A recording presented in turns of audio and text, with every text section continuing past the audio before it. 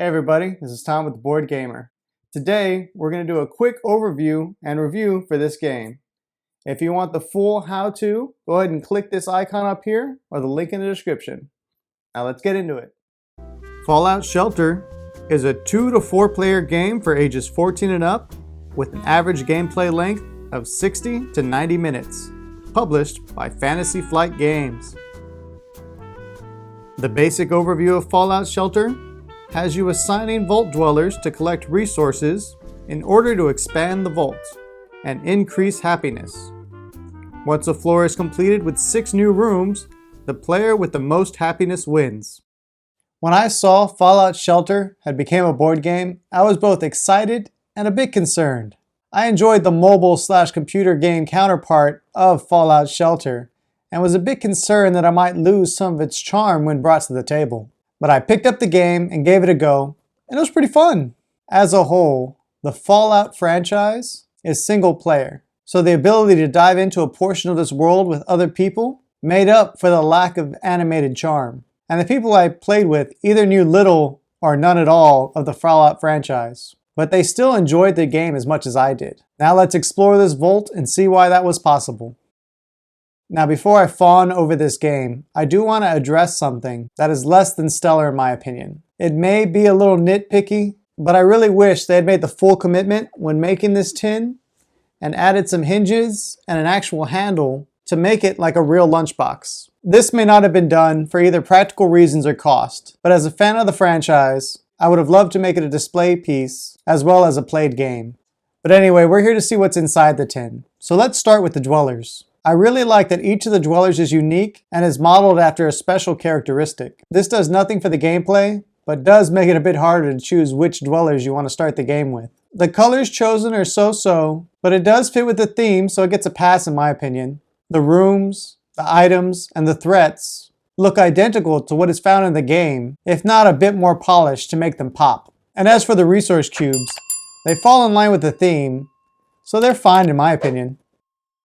Being a worker placement game, Fallout Shelter is an easy game to get a handle on. Just take your dweller, place it on a location, and do what it says.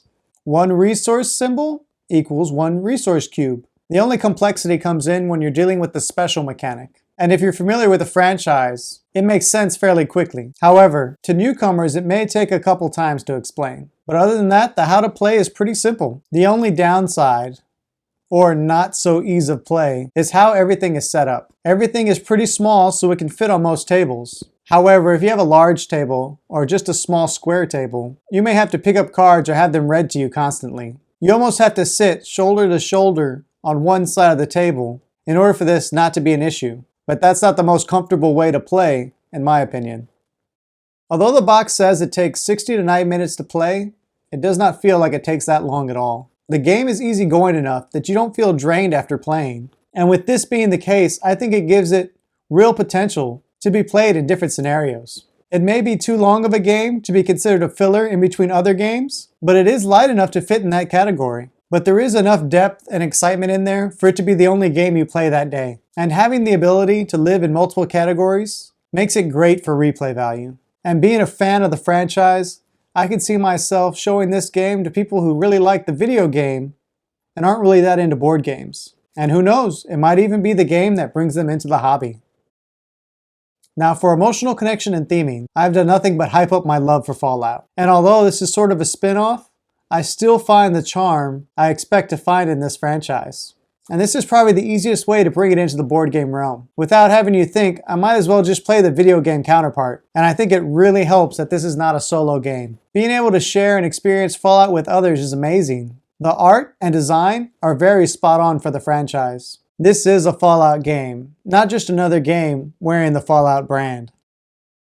As for luck and strategy, I can say, as I do with many worker placement games, this is a strategy game. Luck really only becomes a factor when fighting threats, and that's mainly because you're rolling dice. However, there are items that let you re-roll dice or just increase the number you've rolled, bringing back the strategic elements. And also, you can just ignore the threats, especially if they're not on your floor. And I specify your floor because that can be a strategic tactic all on its own. Because the more threats someone has on their floor, the more happiness their final score gets decreased by. Basically what I'm saying is this is a strategy game, and try not to rely too much on luck. Boredom.